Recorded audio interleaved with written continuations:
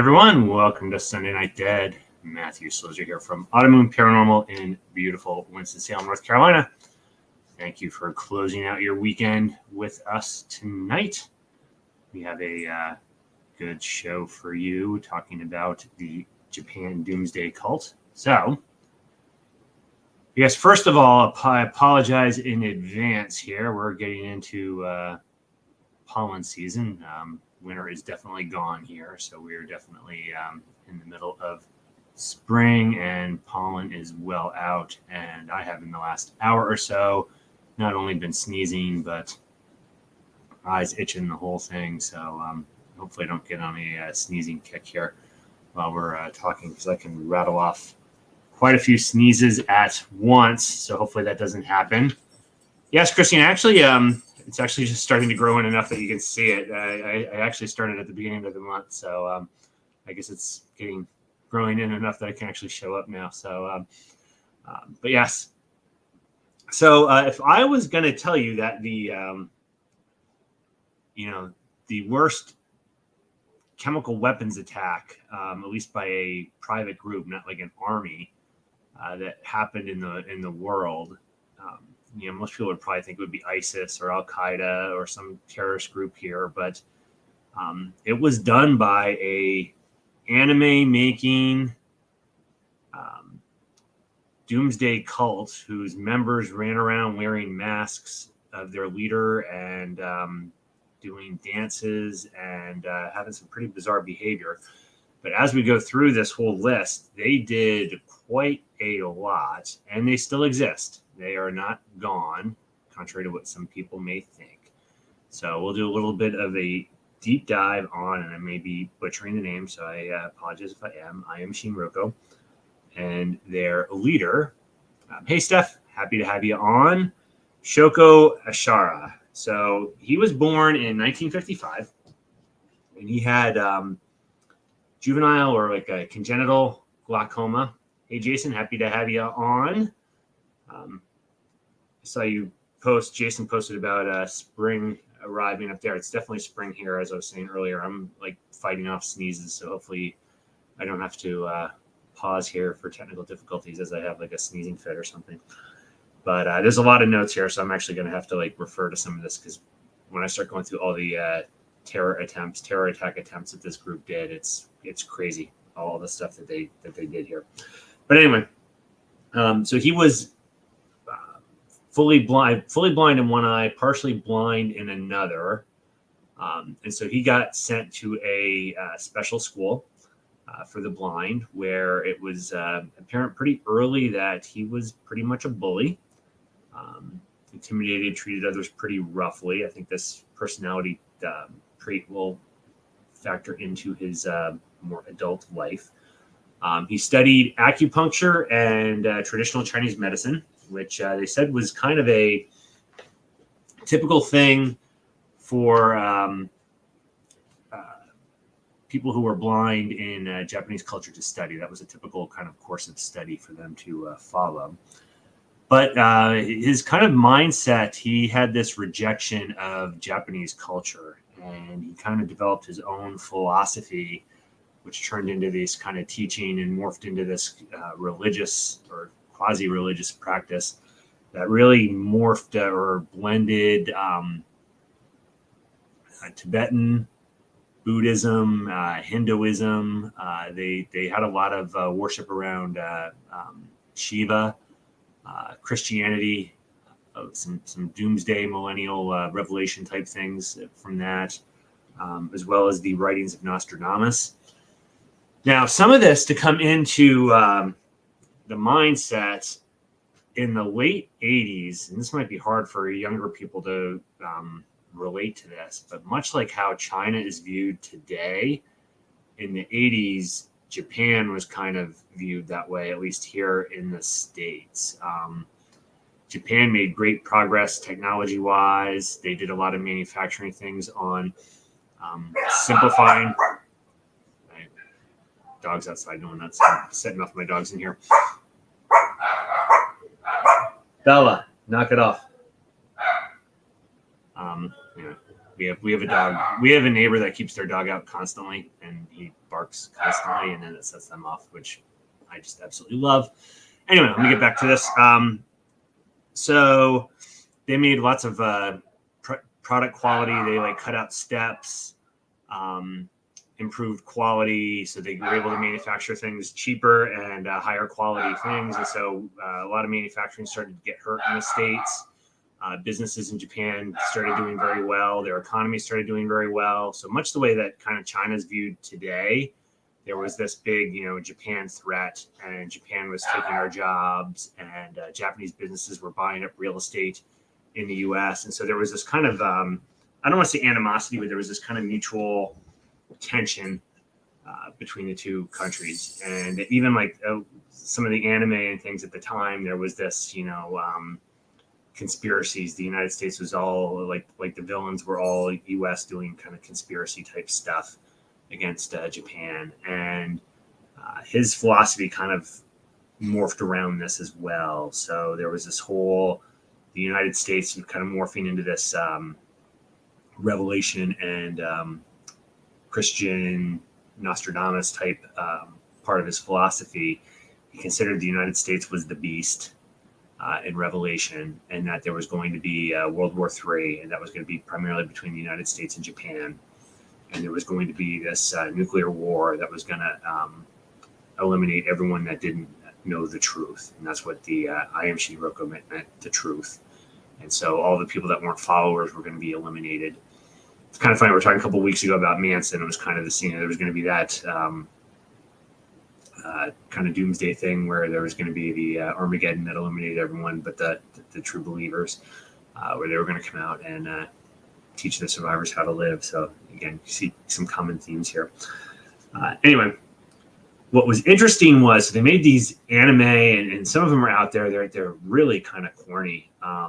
These anime videos to recruit, and there's these really odd like dancing videos, and so it looks innocent, and it's really weird when you compare it to what they end up doing, because they do some really, really dark stuff that we're going to get into here. But they recruited very, very educated people into their ranks. So, and this will play into it too. So there was lots of engineers, chemists, scientists, members of the Japan security forces, and some people into kind of the police and intelligence, which this would all factor in later. So they recruited very large numbers into this group. When they would join, they would sign over all their property to him, so he would grow that way. And then they would have all these weird kind of rituals and routines that they would put these folks through. So lots of drugs, lots of LSD. He had this helmet that they would wear that supposedly would transmit his thoughts into their brain. So it had like electrodes in it. So they were like shooting electrodes into, hey Dolly, shooting electrodes into their brains. And they would do this other ritual where they would bury people in boxes underground with only a limited amount of oxygen. And then it came up later that some of these rituals actually killed people, which they would cover up.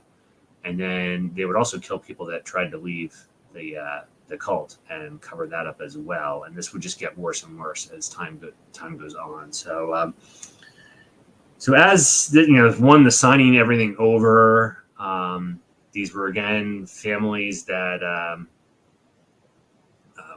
they were drawing from people with from pretty successful backgrounds. So some of these families were pretty successful, so they had resources. So they were getting concerned over these things. So they would bring in lawyers. They would start investigating this. And there was one lawyer in particular that really started digging into this. And what they ended up doing is they sent cult members to his house, and he had a 14-month-old son. They beat the father, the lawyer, and his wife. They injected all three of them with potassium chloride to stop their hearts. They strangled them, They then mutilated the bodies and disposed of the bodies in different locations around Japan so that if they were ever found, one, it would be hard to identify the bodies, and two, they would hopefully not be connected. And then when the lawyer's coworker saw that he didn't show up anymore, they were suspicious, but nothing, that they couldn't connect anything at the time. So this was just kind of hanging out there. And one of many things that a lot of these things that they ended up doing, it wasn't until the big attack that we'll talk about happened that a lot of these things in retrospect started getting tied together. So a lot of these things I'm going to talk about weren't connected to this cult at the time. They then got, so I guess after World War II, when the U.S. occupied Japan and we kind of implemented a lot of our constitutional ideas into the Japanese constitution. So one of those things was religious freedom. And so this group then got recognized as a religion. And that's going to become very important because then that put protections on what the authorities couldn't do as far as investigating them. And that gave them some protections that allowed them to get away with some other things that otherwise they wouldn't be able to do. So once they got that protection, this was probably, I think this was around 1990. He actually ran for office to try to legitimize all this. And so I think that the party was even called the Truth Party. And again, they were seen all around Tokyo. They would wear like these big masks of him, and they'd be like, dancing around the corners and stuff. And the election was humiliating. He got very few votes. Sadly, this is probably sadly for his cult, he got so few votes that he even got less votes than the members of his cult, which meant that not even all his cult members voted for him. So he was publicly mocked. They kind of made fun of this, which obviously this humiliation kind of shifted things. Hey, Sil, happy to have you on. This shifted things. And so this kind of rejection of the truth, I'm coming to you with the truth. I'm coming to you with salvation. You reject me. Now their position kind of shifts to, and they were already brutal. I mean, they were already handling, people that wanted to leave brutally, people that wanted to investigate them brutally. But now this really shifts to, they've rejected the truth. Now we need to basically kill everyone in order to save them. We need to destroy the world, and then kind of through this rebirth, everyone will be saved. So everything starts getting to this very doomsday focus. So if you remember, I don't have a good timeline on when this happened. This was kind of ongoing through the early 90s, but after the Soviet Union collapsed, there was a lot of unemployed people and a lot of excess equipment. So they got into Russia and were trying to purchase all kinds of military equipment. They were trying to purchase helicopters. They were trying. The leader was Shoko Ishara. He was so he was born in 1955. He was partially blind. He was kind of teaching yoga and acupuncture. You'll see lots of pictures of him. He kind of long hair, beard. So he was the leader. And actually, this group still exists. They just changed their name. So we'll get to that at the end of this. So there's quite a lengthy list of things that they end up doing here. So, and we're just starting to get into it now. So they, I'm hitting something here, so excuse me.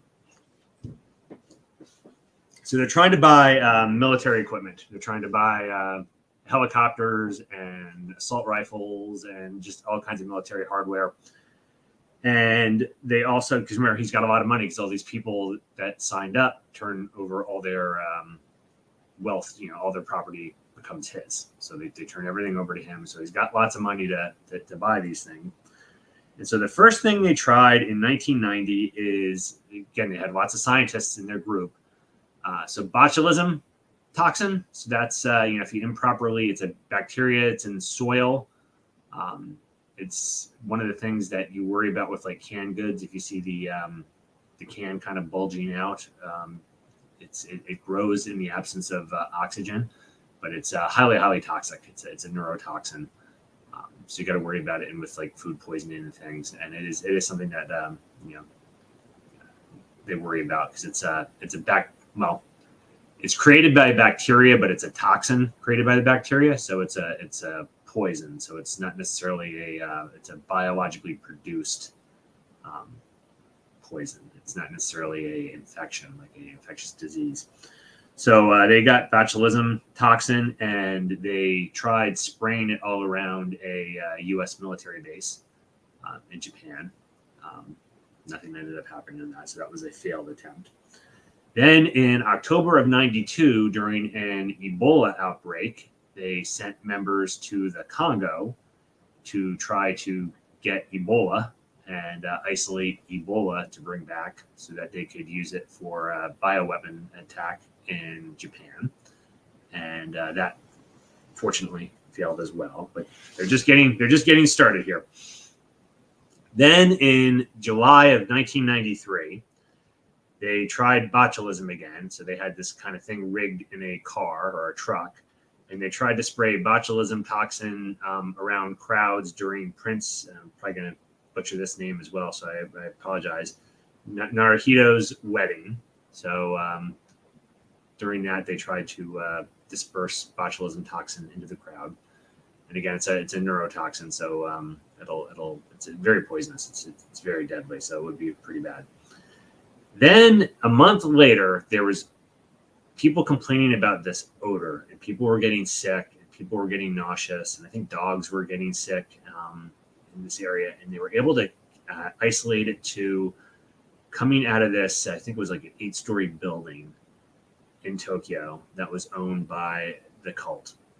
And so they tried to get in, and they refused them access.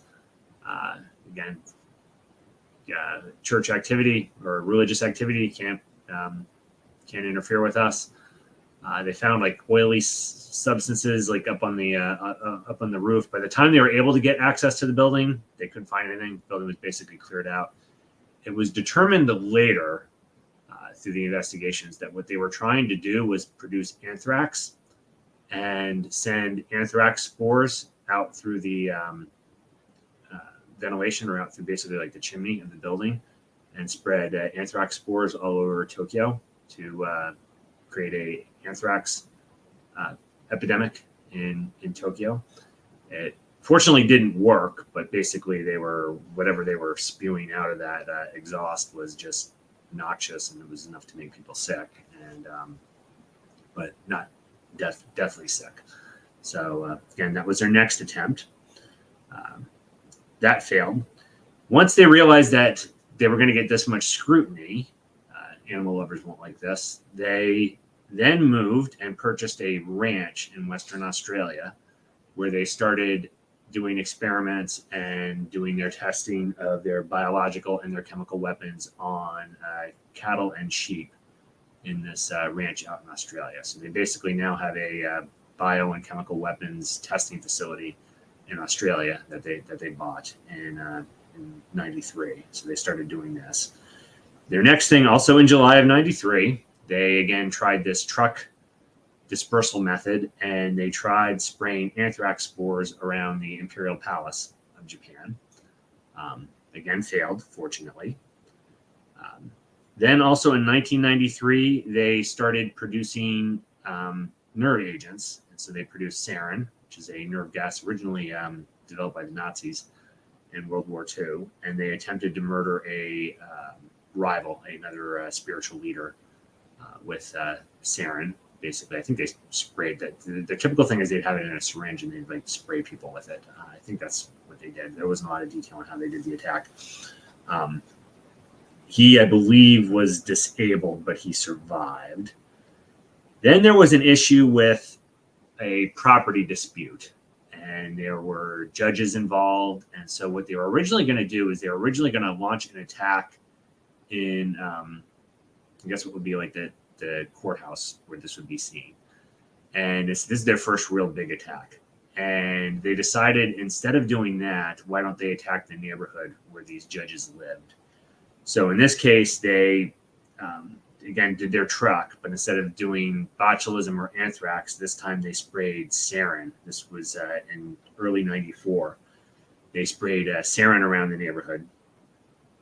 And the wind shifted So it didn't necessarily get into the homes that they wanted to, and it basically covered the whole neighborhood. And so it made a couple hundred people sick in the neighborhood and ended up killing 7 people, who they eventually found later were dead in their homes. And they didn't right away figure out that it was a nerve gas attack. They weren't sure exactly what it was. They just found people were complaining of getting sick. And that's the one thing about these nerve agents. They're not really, unless you're specifically looking for it, they're not necessarily really easy to detect. There was just this massive amount of people that got sick, and they found a lot of people dead.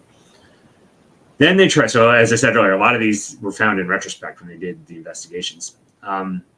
They then tried to kill another lawyer that was helping people get out of the. There was a lawyer that was trying to help people leave the cult, and what they did there was they tried to put sarin in the ventilation system of his car. So I guess they put like the liquid in where the vents would be so that it would come into the ventilation system. He survived, but was, I believe, permanently disabled from that attack. In September of '94, so this is all like in the span of like 2 years that all this stuff's going on. A reporter that was doing an investigative report on them, they attacked her. Hey, Carson, happy to have you on. They sprayed phosgene gas, which is it's funny. When I was working in grad school, I had to do experiments with some phosgene derivatives. So phosgene was a gas used in World War One. It's generally it does kind of the same things to the body that chlorine did back then in World War One. It basically just causes lots of damage to your airways, lots of swelling, lots of fluid, pulmonary edema. So you basically like drown in your own body fluid. So it's just very damaging, corrosive. So it's not like a nerve gas, and it's not like mustard gas was another one they used, which causes all kinds of blistering and ulcerations and things. This was more like a chlorine that it's just destructive and causes swelling and fluid. And so they had that come in through her mail slot in her apartment, and tried to poison her that way. She again survived, but she did have damage. I believe she had damage to her, long-term damage to her voice and to her throat from it, but she survived that attack. Then, I guess as a test on things, also in '94, dissident members, so members that they felt were disloyal, multiple members, they sprayed with a different nerve gas. Now they made VX, which is much more potent than sarin. Sarin's very deadly. VX is extremely deadly.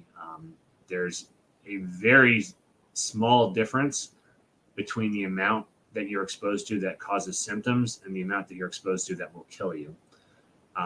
So they basically sprayed these cult members that they didn't trust with VX, and at least 20, they don't have an exact number, but at least 20 cult members were killed in this VX attack.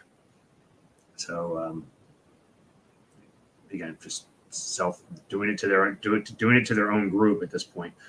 Another attorney that was helping people get out of the cult, they painted VX on their car door handle, and that was unsuccessful. So he did not get exposed, or for whatever reason did not get sick from that. A different attorney, they put botulism toxin in a beverage and tried to poison him. That attempt was also unsuccessful. Another one, they actually mixed VX with oil and put it inside the keyhole of their car, trying to get him exposed that way. And that also was unsuccessful. Then there was another person that was helping people escape from the cult. They squirted them with a syringe full of VX, and they survived, but were disabled or injured. There's so many of these. I gotta keep them all straight here. Then there was another one that was trying to help others get out, and this one, they have a little more details on this. This one, they were dressed up as joggers, and they were running near him. And then they attacked him and not only sprayed him with the VX, but there's some reports that they possibly injected him with the VX as well, and they were able to kill him.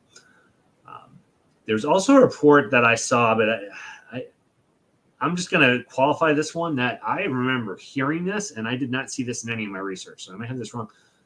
I had thought they had also done an attack on buffets where they were taking, this is really gross, but they were taking, I hate even saying this, feces, contaminated water, and spraying it on buffets to try to create E. coli outbreaks. I remember that back when this was all coming out in the news, and I did not see that on here. So whether that was like a made up story, but I remember seeing coverage on that back when this stuff was breaking, and I couldn't find that in any of the research I did for the study recently. So maybe that's been debunked, but there's so many claims on here, and a lot of sites and things that you'll look things up on will just say that there were multiple attacks. So I don't even know if I have all the ones here. These were all the ones I could find. In 95, they experimented with food. Again, they had a group of dissident. Nancy, there may have been another one that tried that as well. I'm not sure. I thought that was the Shinroko. Not sure. Food experience. So there's another group of dissident people in the cult. Food that they did something with, whether it was a bio weapon or chemical weapons, they fed it to the dissidents, and they were gone and never seen again.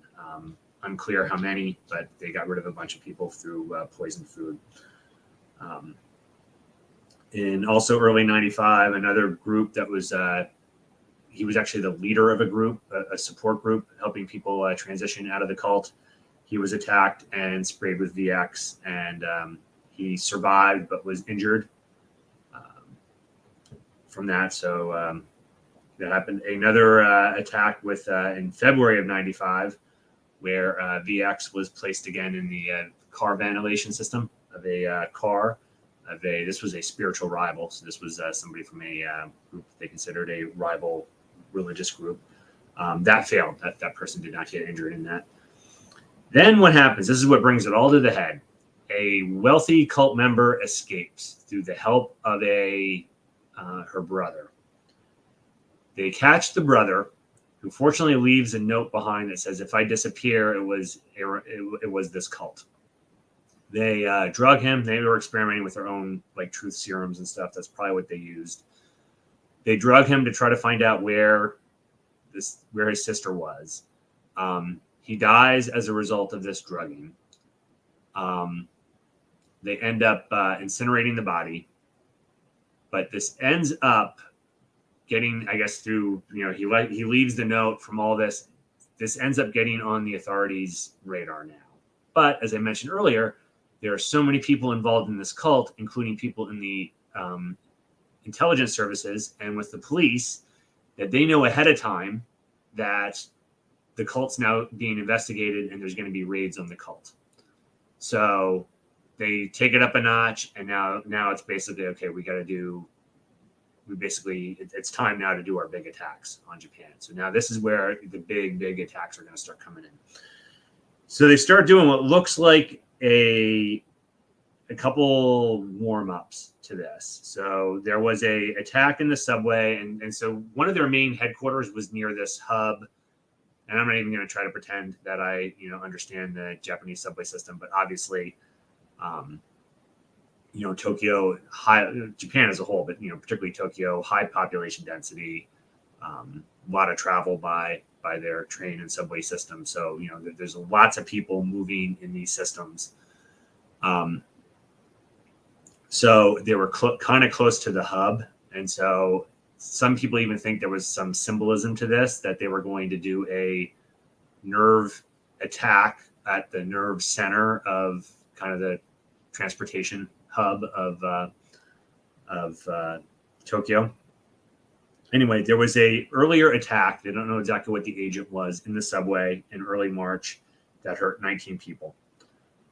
There was a failed attack that the information came out later where they were trying to spray botulism, I believe, just on surfaces and things, so people would be exposed to the botulism toxin. But someone inside the cult again, one of these kind of dissidents that they would later kill, if they found out that they weren't loyal, replaced the botulism toxin with water. So they carried out the attack, but all they ended up doing was spraying water all over the subway system. So that went nowhere.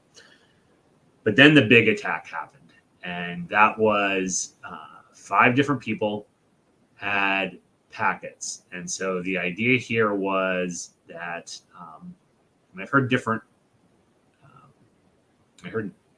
explanations on this. So I'm going to give both. One explanation is that the packets just contained the VX nerve gas. I've heard other explanations that, or sarin. I forget now which one it was. I think it was sarin. I heard other explanations that the 2 packets were the different agents, and so that when they were both punctured and the reagents would mix together, that would actually create the nerve agent that would then create the reaction. That makes sense because I'm going to talk a little bit later about some cyanide weapons that they were trying to use. And hydrogen cyanide, that's what the gas chamber, how they would put people to death in California. That's what that was. It would be a sodium cyanide pellet in acid, and that would create a hydrogen cyanide, which is very toxic. That's what these guys were trying to do, is they would have one packet that would have sodium cyanide in it and another packet that would have the acid. And when they would mix, it would create it. That's what they were trying to do. So I have a feeling that second theory is what happened here, is that they had maybe 2 reagents that would react to form the nerve agent. Anyway, they'd have these packets in the different subways, and they were at different points going into different spots in Tokyo. So the idea was that there were 5 different trains coming from different directions, and they were all going to go to the center hub, and then they would go out elsewhere. So the idea was that you'd have this sarin released. It was going to be in the trains, but then it was going to go into the hub, expose that, and then people are going to be coming and going, and then it's going to go out. So the idea was to spread it over a large area of Tokyo through doing this. So what happened is they would get on the train, kind of lay these packets out, and when they would get off at their stop, they all had umbrellas with sharpened points, and they would pop the packets, and then they would get off the train. And since this stuff is odorless, basically people wouldn't notice anything until they started getting sick, and basically having trouble breathing. So people were starting to get symptoms. Some people were noticing that there was like liquid on the floor. Unfortunately, one person, thinking they were doing the right thing, kicks one off the train and kicks it onto the platform. But now he kicked it onto the platform where there's a whole bunch of more people. So now a whole bunch of more people get exposed.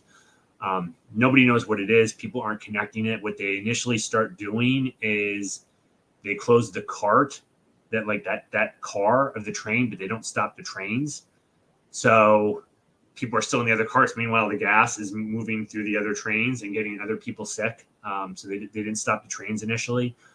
Other people were thinking they were helping. There was one person that died that actually cleaned up, took the stuff and actually started mopping and cleaning it up, and he ended up dying. There was somebody else that grabbed it and took it in with the doctors and things. Hey, this is what it was. And everybody that went in there to work on them all got exposed and got it. And so it was really, really tragic what happened. A very, very destructive plan.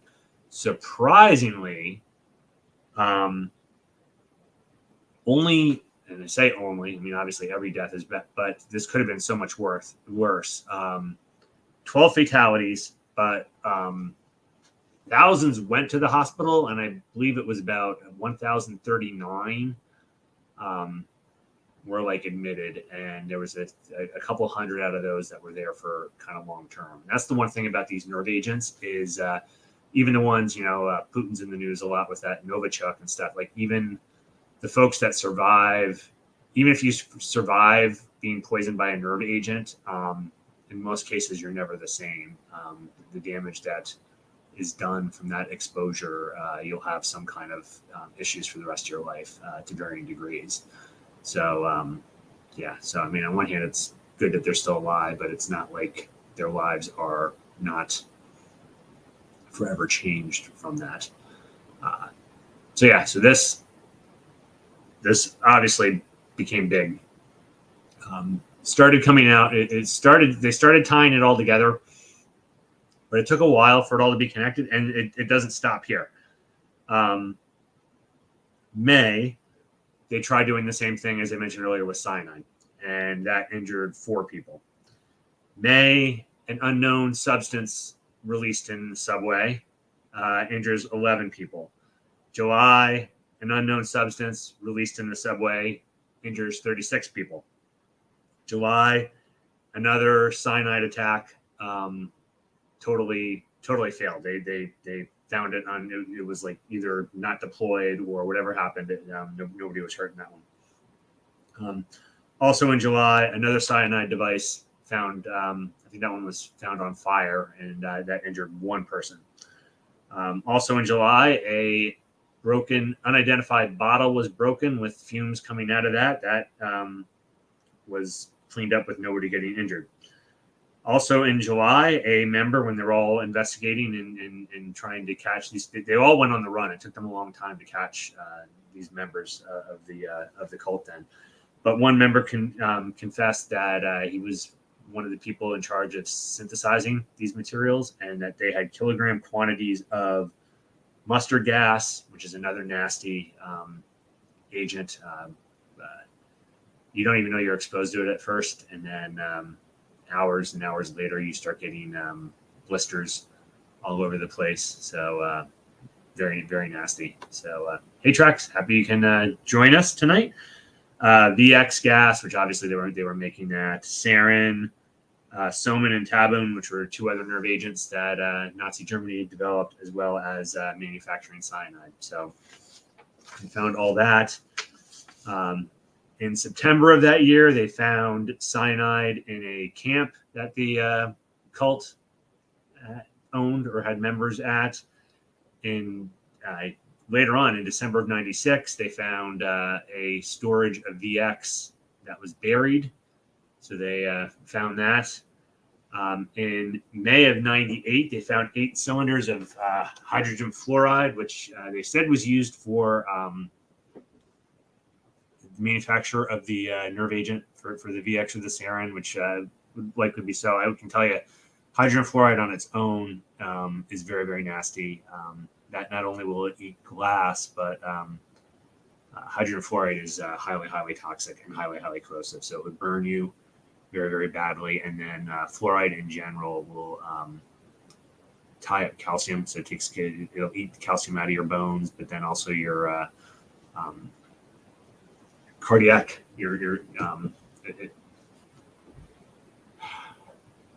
nerves move on like a sodium potassium pump, and kind of your heart muscles and things move on a calcium magnesium pump. And I'm not a doctor, so I'm probably oversimplifying this, but fluoride really has an affinity for calcium. So it'll pull calcium out of your bones, it'll tie calcium up, and then it'll totally mess up the calcium balance in your body. And so like your heart and your muscles will stop working and things, and so it'll kill you. So fluoride is very, very toxic. So that on its own, 8 cylinders of hydrogen fluoride could have done a lot of damage. They found later on, they found all the notebooks for this all. Eventually, there was a big trial on this. They're designated as a terrorist group in Japan, in Russia, in the EU, in the United States. I will let you know, though, all they did is rebrand. So they exist. They're much more secretive than they used to be. As far as I know, there's been no attacks. Hey, Macy, happy to have you on. But they now exist as, I believe it's pronounced Aleph, Aleph. So they are still functioning in Japan as a group. They've become much, much more secretive. A number of him, Ashara, and a number of the senior members. Now they claimed, doesn't seem legit, but they claimed that this was all done by kind of renegade members, and that this was all done without their knowledge, and that they claimed innocence in all this. But basically, they were all convicted. They were all executed. It actually wasn't all that long ago. I want to say 18, I forget now if it was 2018 or 2016. I should have written that down. But they were executed. So the leader and a lot of the people high up were executed. But they were brutal. I mean, these lawyers, I mean, when you look at what they did, it kind of makes me sick thinking about it. The lawyer early on, this was very, very early on before they really started getting into a lot of the Doomsday things, the lawyer that was investigating them, inject him, his wife, and 14-month-old son with potassium chloride, which will stop your heart, strangles the mother and father, smothers the baby with a pillow, and then basically just like mutilates the bodies and like hides them. I mean, it's just they were brutal. And then there's stories about that, cult members that would not follow the teaching or want out would disappear or bad things would happen. So who knows what would happen? And I had mentioned earlier the tests that they were doing. They were supposedly testing people for being able to like live through this Armageddon. And so like that, where they would bury you in that container, sometimes they'd run out of air. And so when they would, dig the people back up, they'd be suffocated and dead. And so it was pretty wild stuff. So no, that's a good question. Is there a movie? I have never seen a movie about this. For how crazy it is, the anime stuff is really weird. That's another, unlike some of the other, I don't know, people might like this better, they might not. I don't fill mine up with partially because it's live. I don't fill mine up with a lot of edited videos and things on this, but there are things out there where you can look at the clips of it's him kind of floating in like this purple outfit, like people singing in the background, and he's just kind of like floating through the air and stuff. His anime series was like 10 episodes. It's bizarre. And then the big masks almost look like Mardi Gras masks of his head, and the people dancing around. It's pretty bizarre. So it pretty crazy stuff. There should be a movie about it, but it's pretty brutal. So that is what I have for the Japan death cult. I hope you guys enjoyed this one. If you guys got any comments, I'll hang out here to see what folks think about that. And otherwise, we will talk next week. I'll give a little bit of time here to see if anyone's got any questions or comments on it. This was an interesting one. Again, you think nerve gas and this number of attacks, I guess maybe because we're conditioned because of 9/11, you automatically think, something out of the Middle East or something, ISIS or Al-Qaeda. You wouldn't think this group. And then when you see like the anime stuff, it's a really weird like contrast of how violent and nasty like they were with how you see them portraying themselves. It's really kind of weird. Did I watch all the videos? No, I did not watch all the videos. I just saw little clips of it. It's freaky. There is one. I had a hard time finding detail on all the attacks, but there are a couple sites that list all the ones in pretty good detail. A lot of places, a lot of the site and a lot of things I looked up really, and I feel it doesn't do it justice how like that, because I think you need to almost see all these crazy things they tried doing with the cyanide attacks and the jogger attacks and spraying their own members with VX and all those, like that gets left at most places you look up. They'll talk about the lawyer, they'll talk about the spraying the neighborhood, and they'll talk about the train attack, and they leave all the other stuff out. And there's so much, there's a lot of nasty stuff they did. Well, thanks, Christine. I hope you like it. What I'm trying to do, I got to mix in some of the ones that everybody's heard of just because it's interesting, like the Russian doll maker. Like I thought that was pretty interesting, but obviously I'll share. I guess a lot of people didn't. Hardly anybody watched that one, to be honest. So I'm trying to mix in ones that, people haven't heard of before because, like I did the Manson one just because I found that was an interesting take. But, you do a search on Charles Manson, you can find like 700 videos on here. Like try to do ones that people don't necessarily have a lot of stuff out on just to be a little different.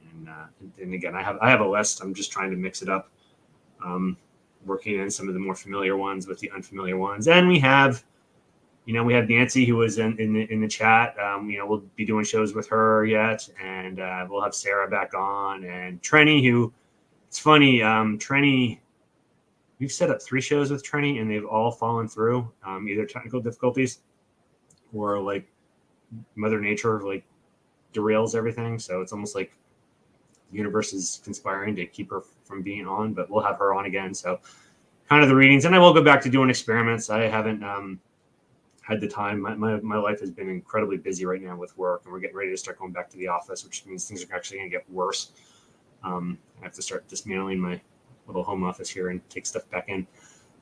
But it's going to get, when I have a little bit more time, I'll do some more of the live experiment things in here, which honestly, let me know in the chat. I've kind of had mixed, it seems like it's a different crowd when I do the experiments versus when I do these topics. So let me know what, if you feel so inclined, let me know which kind of shows you like so that I will tailor them as such, because the experiment ones kind of get hit or miss. Some of those I have absolutely like huge numbers for, and then some of them nobody shows up. So yeah, so I'm glad you liked it, Steph. I thought it was a cool, the doll maker one was really cool. If you didn't see it, check out last week's, because it's a really, that was a really creepy one. And that's, again, another one that when you search online, you don't see a whole lot of stories on it, which those are the ones I would rather cover than the ones that, there's 15 million. Like I'll eventually do like a Mothman one, but there's like 15 million Mothman ones out there, or, some of the like real common like UFO things and stuff. So I try to do ones that aren't as well known. So, well, thank you, Christine. I like that you haven't seen a bad show. I enjoy doing this, so I'm glad you guys are happy to be on with me on this. So definitely enjoy it. Let me know if you have any questions. If not, I'll wrap this up for next week. And yeah, haven't decided what I'm doing yet, but Bigfoot. All right, we might as well talk about that, because I'll be curious, you guys, what you think. I have interesting thoughts on Bigfoot. Well, not interesting thoughts. I should say I'm conflicted on Bigfoot. One, it's not. Bigfoot and aliens are two of the things that, and I do have a bunch of alien shows that I'm going to do, but they're two topics that my level of interest doesn't necessarily match like the level of interest out there, but then also there's tons and tons of people doing them. And so, so I could do it. It's just, I feel almost like it's a me too, that there's like so many Bigfoot ones out there. So I could possibly do that. Yeah, there's some interesting. Yeah, Jason, we're talking about investigations, and we will do like live stuff, and I have a list on things. It's funny you say that. A couple things going on in the world. I haven't shelved investigations, but I've kind of put booking anything on a holding pattern, waiting to see kind of what happens with some prices on things and some like personal stuff. So like, I'm not saying I'm not going anywhere, but I'm kind of waiting and seeing before I commit any money to anything, especially if I don't want to be doing too many road trips if gas is $7 a gallon or something. So I'm sorry. But yeah, I definitely want to do Brushy Mountain, and I always like doing Tawa, and we have one pretty close. So I definitely still plan on doing stuff. It's just I'm hoping to get a little more certainty in the world, which is probably a crazy thing to expect right now. Getting caught up. Yeah, Dolly, I gotta say, I'd like to say this is the weirdest one, but there's weirder ones out there. There's some, there's some, and that's the other thing too. I'm trying to mix it up to not. So I know we've had a couple like I don't want to be hitting the same topic too often. Like I don't want to have like the cult ones like 2 back-to-back, or the serial killer ones 2 back-to-back, or ghost ones 2 back-to-back. So I'm trying to give it a little bit of a variety on how we break it up. But yeah, there's some other really weird ones out there that I found. Yeah, Terry, It has to be close with gas price. Yeah, that's my thing. Is now near where I'm at, St. Albans is awesome, and that's not very far. And I haven't been there in a while, so I'm really dying to get back there. Brushy Mountain wasn't bad. It's a little bit farther, and Tala. Those are like our closest ones for me. But we were originally this year looking to do some like bigger road trip ones, and then as gas started changing, it was like, ugh, maybe not. I have to see. Some darker web stuff. Yeah, there's some interesting. I have a couple. I have a couple dark web ones that we'll cover. There's some weird ones there. There's some interesting history ones too. I don't know what people like. I know I did like that like pandemic one. There's some other history ones that's not necessarily well. I like it. We'll see what people think. I like it in that there's a couple of history ones that I'm going to do, but it's history tied to the history that led to the location. And now if you go to the location, that location is likely haunted. So that's kind of how I tie it in.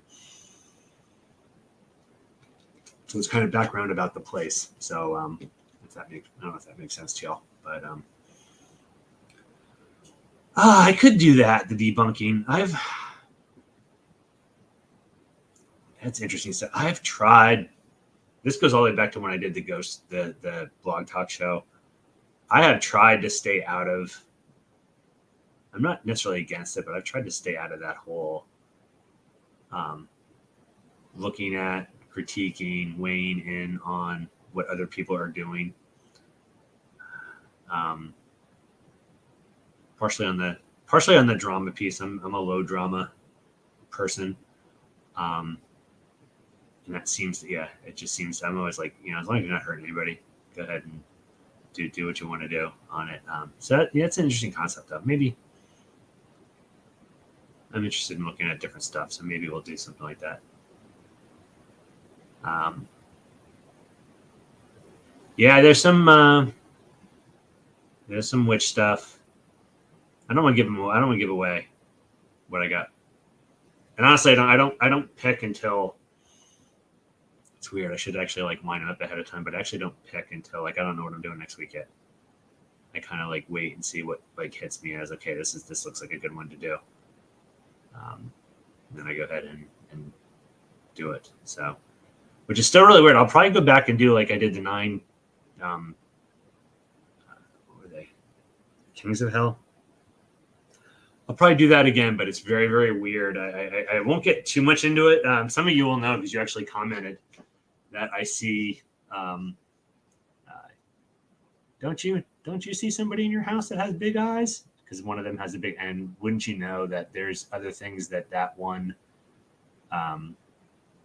King of Hell is associated with that consistently comes up, even to the point that I've been on ghost investigations and. There are things that are associated with not that I think that I have like a King of Hell like harassing me or anything, but it is really, really weird now that how often things related to that one specific one pops up now. So I still plan on doing probably a part 2 on that, going to like the next level, but there's a little part of me that's like, well, maybe I should wait since doing that one seemed to invite some weird stuff. Where do I find the most obscure stuff? I haven't found one place in particular, to be honest, Dolly. I just search and just find. And sadly, it's not like I find something and it's all good. It's kind of like sorting through stuff. So, and the more you go through. So I kind of just have like this notebook and I go through stories and, I listen to stories out there. And, do a lot of reading and things. And when I find something that looks interesting, I'll like jot it down and then research it more to see if there's enough to make a story out and make a show out of it. And, it's not always, maybe it's like 10, 20% of the things you come across have enough meat to it. So, and then there's some that look cool. And then when you dig into it, it's like, man, this would be cool, but it would take me 10 minutes. It would take me like 10 minutes to cover it. So I'm not going to bother doing that. I guess I could do a short video. I wouldn't do a live. Maybe I will. I'm still hit or miss on those. I've been. I've had people tell me that I should like dabble more in that. Do the do the like the real YouTube. This is almost like a podcast format, really, than a true YouTube format because it's long and it's live and it's interactive.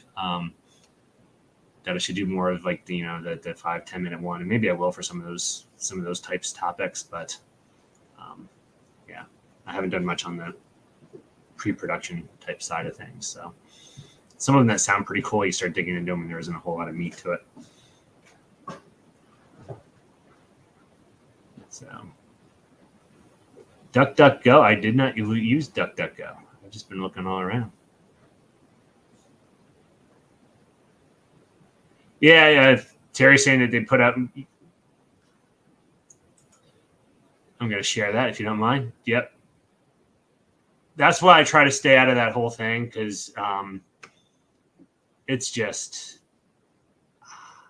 I'm like, if you're enjoying what you're doing, like, there's too many people that wanna. And I know we're kind of going on a different path here, but there are so many people that want to prove to the world that they're how knowledgeable they are, and then there's other people that just want to prove that they're the best show in town, and I'm just like, if you're not hurting anybody and you're not like destroying property and you're having fun, it's just it's not worth. So what I do, just so you guys know, and that's why I wouldn't necessarily want to do a video like this, because I wouldn't want to be perceived as kind of crapping on somebody's stuff. So what I've honestly done is I have no problem looking at people's stuff on the side, and I can very constructively and I've gotten pictures from people where I honestly think it's a lens flare or dust but I handle it in a very, I think, constructive way, and I see on some of these formats and stuff, people are just total assholes on it, and just there's no need to like crap all over somebody just because of your view on things. So that's just me. I think the world needs, and it's funny because I there's people that know me that would say that I'm being a hypocrite in saying this, because I certainly have my moments where I'm not very kind, but I do feel like the world needs a lot more kindness out there. So, now I have my son talking in the background. So if you heard that, that's him. Anyway, now he's laughing. Now he's making a lot of noise. I was calling the gate. Now he tripped up the steps. All right.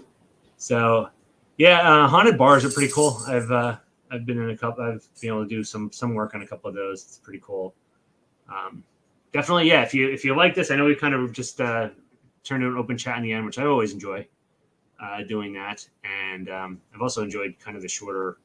Personally, my sleep schedule enjoys doing the shorter format here. So definitely, if you enjoy this, I don't like bringing this up all the time, but certainly the old little thing. Give me a like, give me a subscribe. Share it if you know somebody that you think would enjoy this. Thank you, Christine. That's a great. Anyone know me? That is a great compliment. She said, "That's why I like your show. You don't have the I'm the best around attitude." I really appreciate that. Tracks. I'd be curious which prison, since again I'm originally from PA, my alma mater. Well, grad school alma mater.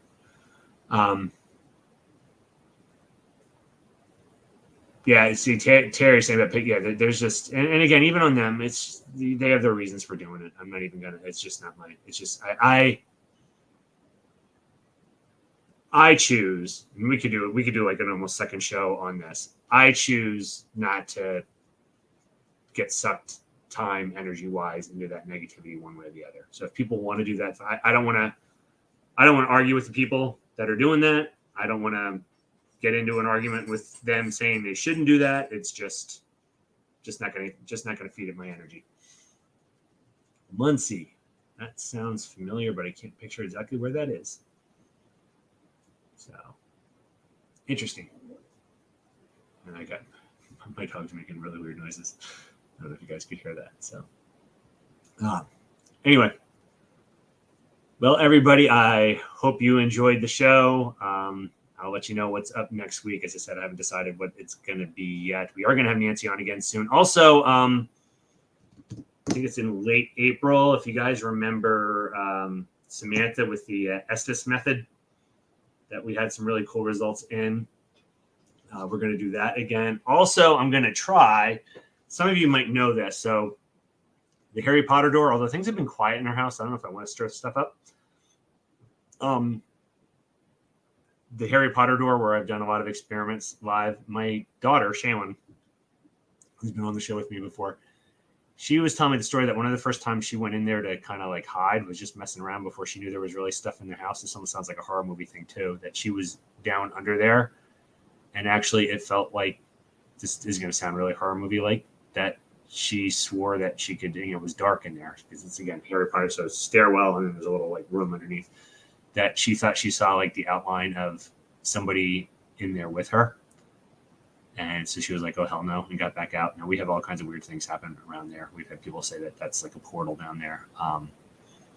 It's intrigued me enough to try it. I don't know if I'd fit down there, but it would be interesting to go live from actually being inside the portal and see what would happen. So I don't know. I'm considering that. I don't know if I'm a pretty big guy, and I don't know exactly how the space is in there, and I would definitely have to make sure to de-spider it. If I'm going to go in there, I'd probably be more skeeved out by spiders than ghost children or something in there. But that's another idea for that. And then I still got to do the experiment doing the Phasma box at the hospital, cemetery, and kind of the Walmart, and see if we get different results. So anyway, yeah, see, Mary Beth, I'd be more worried about spiders. We have not good spiders here. Like, I've found a good share of like black widows here, so like that's the last thing I'd want to like run into. All right, Phil. Yeah, Terry says snake. That's, I know a lot of people. I don't know. It's very interesting. I always wonder what causes people to be skeeved by one versus the other. Snakes don't faze me at all. Spiders, can't handle it. Yeah, Jason, we'll have to experiment with that. The Phasma box with the SLS, so that'll be cool. So anyway, you guys have a great week. We will talk soon, and I'll let you guys know what we're going to be doing next week. Have a great week, guys.